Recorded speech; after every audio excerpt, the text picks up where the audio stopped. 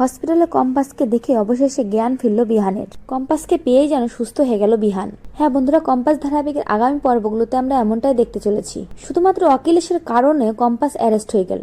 এদিকে কম্পাস তো সবকিছু থেকেই অজানা, হঠাৎ করে সবটা এরকম উলট পালট হয়ে গেল কিভাবে?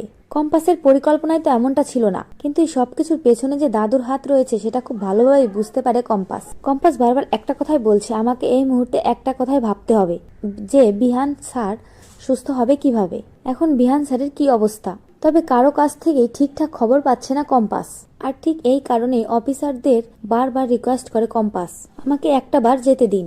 কিন্তু মোনালিসা ওখানে গিয়ে অফিসারদের বলে, না, ওকে বের হতে দেয়া যাবে না, ওর কারণে বিহানের এই অবস্থা। এমনকি কম্পাসকে বলে, তুই এবার খুশি তো, তুই ওকে মারতে চেয়েছিস তাই না? তখনই কম্পাস সবাইকে সবটা বোঝানোর চেষ্টা করে, কিন্তু মোনালিসা কোনো কিছুই বোঝার চেষ্টা করে না। এরপরে মোনালিসারা ওখান থেকে চলে গেলে অফিসারকে সবটা খুলে বলে কম্পাস।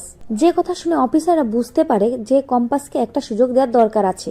এরপরে অফিসাররা নিজেদের ফোর্স দিয়ে কম্পাসকে হসপিটালে পাঠানোর ব্যবস্থা করে। অন্যদিকে বিহানের অবস্থা তো মোটেও ভালো না।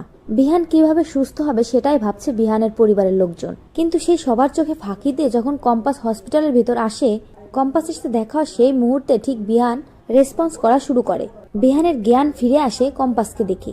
কম্পাসকে দেখে বিহান খুশি হয়ে যায়। এদিকে কম্পাস সবটা খুলে বলে যে আমি কিছুই করিনি, আমি কখনোই আপনার ক্ষতি করতে পারি না। তখন বিহান বলে, আমি জানি তুমি আমার কোনো ক্ষতি করতে পারো না। তো বন্ধুরা, এবার যদি সত্যি এমনটা হয়, কম্পাস আসাতে বিহানের জ্ঞান ফিরে আসে, বিহান সুস্থ হয়ে যায়, তাহলে সেটা দেখতে তোমাদের ঠিক কেমন লাগবে কমেন্ট করে জানাও। আর চ্যানেল নতুন হলে অবশ্যই দয়া করে চ্যানেলটি সাবস্ক্রাইব করো।